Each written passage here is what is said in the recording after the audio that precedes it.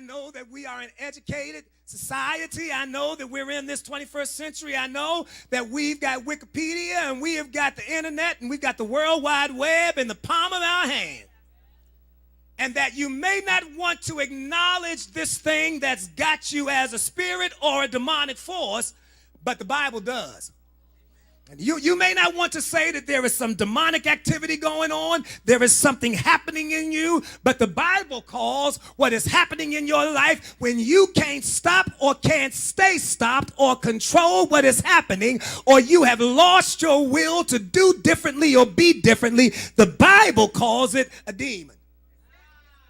The Bible says there's a demon, there's a spirit involved somewhere. You may not want to hear it, but the Bible calls it that. If you have some time, look at Mark chapter number 9, Mark 9, and then you'll look in verse number 17, verse 20, and verse number 26. Mark 9, verse 17, y'all should be right, and verse 20, and verse number 26.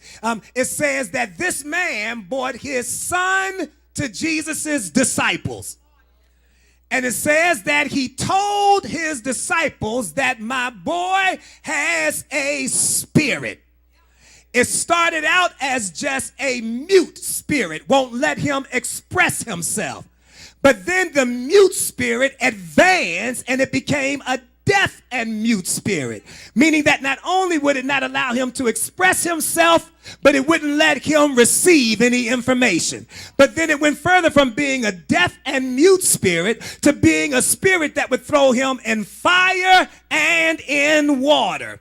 In other words, this man brought his son, who is now grown, not a baby, but grown. Y'all better hear me good. But it started out in him in childhood, and then it wound up staying with him to the point that now here is this grown father walking with his grown son behind him, and he never knows when the boy is going to have an episode, and it throws him in fire and in water. There is a spirit that does not allow you to have any balance in your life. You go through series of extremes, fire and water. You are either all the way for God, or the next week you're all the way acting like a hellion. You are all the way trying to be Mother Mary, or you're all the way trying to be Jezebel. You are all the way trying to do everything for God, or you're trying to do all the way everything for the demon. There is an extremist spirit that is loose in the land, and it makes you either want to be in church every time the doors open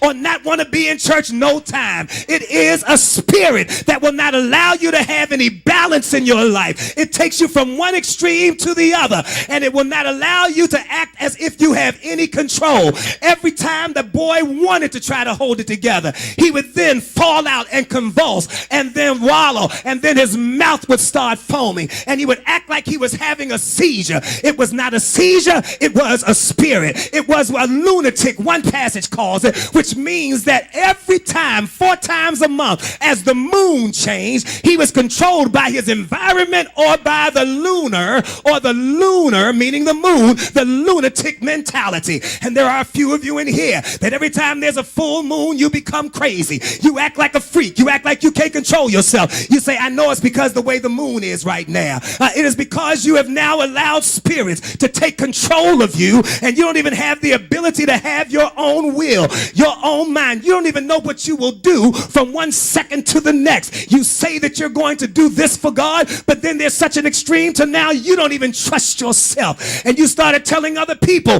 don't trust me because I don't know what I'll do in a situation like this. It is a spirit that does not allow you to have any control for yourself. The Bible calls it a spirit, and whether you like it or not, touch somebody and say, spirits are real.